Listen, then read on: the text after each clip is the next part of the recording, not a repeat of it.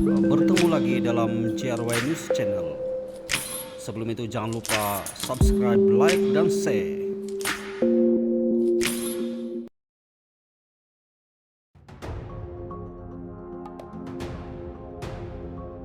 Tapi yang saya kecil hati ialah apa yang saya tengok, ya, gelagat manusia daripada orang-orang yang berilmu.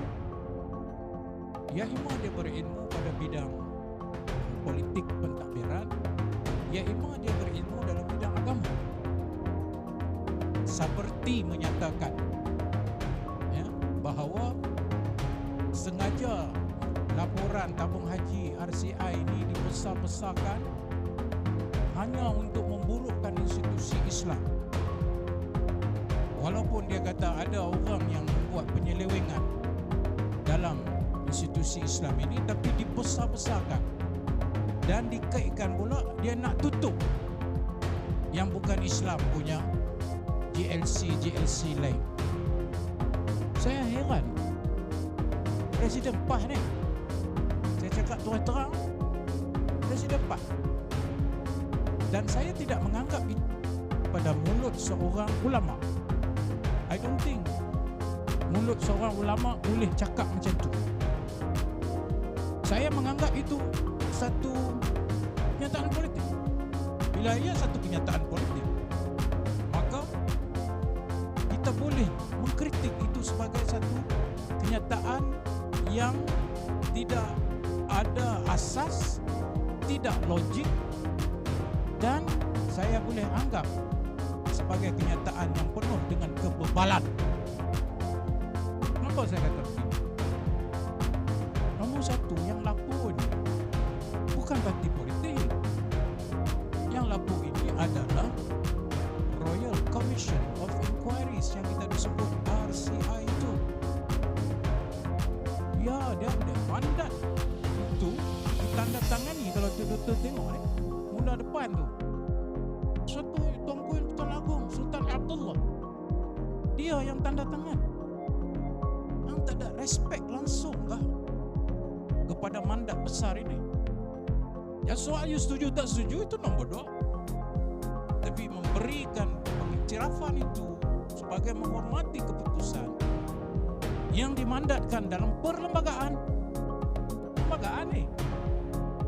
Itu satu. Yang kedua,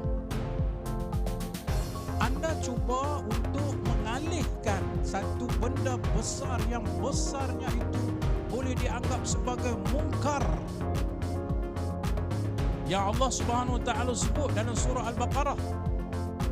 La wala ta'kulu amwalakum bainakum bil batil wa tudlu biha ila al-hukam litakulu fariqan min amwalin nas wa antum ta'lamun. Allah, mana saya nak buka ayat ni? Insaflah sikit.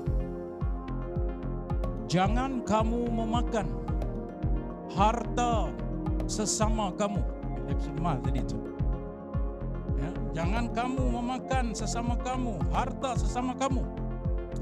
Dan kamu mewajarkan tindakan kamu itu kepada para hakim. Kerana dengan kewajaran itu supaya kamu boleh makan harta sebagian daripada manusia. Sedangkan kamu tahu itu satu kesalahan. Ta'kulu fariqan min amwalin nas bil ithmi wa antum ta'lamun. Dan kamu tahu benda itu tak betul. Saya nak tahu mana ayat ni. Iaitu tak kira lagi ayat ya ayyuhallazina amanu la takhunu Allah wa rasulahu wa takhunu amanatikum wa antum ta'lamun. Dan surah Al-Anfal, wahai orang yang beriman, jangan kamu mengkhianati amanah yang telah diberikan kepada kamu. Kerana dengan itu seolah kamu telah mengkhianati Allah dan Rasul. Dan kamu tahu itu satu pengkhianatan. Mai mana dok kata ini sebab nak tutup? Orang bukan Islam buat lagi teruk lagi. Sebab nak tutup tu, maka dia pun besar-besarkan tabung haji ni. Di mana ayat ni saya nak letak? Saya bukan soal orang yang bukan Islam pun buat juga jahat. Bukan soal itu. Soal saya nak memenuhi ayat la taqulu amwalakum bainakum bil batil wa tudlu biha ila al-hukam. Tudlu biha ila al-hukam ni, para mufassir kata dia mewajarkan makan harta ni dengan para hakim membenarkan apa yang dia buat itu dengan penuh dosa. Sedangkan dia tahu hang makan tu harta sebahagian daripada kamu, sebahagian daripada orang Islam makan harta orang dengan dosa, dan kau tahu dalam hal tabung haji ni lebih kurang lah hang mewajarkannya dengan hibah yang tinggi. Hang mewajarkannya dengan laporan audit. Ni duk bunyi dah. Kenapa Mujahid sibuk 2018? Walhal waktu itu audit telah meluluskan. Lepas tu dia pergi pula, ya, orang kata apa, unsur-unsur perkauman ni. Apa dia kata? Pergi pakai PwC. PwC ni ialah apa, satu juru audit bebas, PricewaterhouseCoopers. Dia pergi pakai pula yang orang kapiak.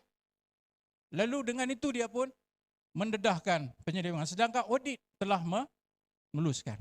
Itu ada jawapan dia dalam ni. Lagi saya sentuh. Ada dalam ni.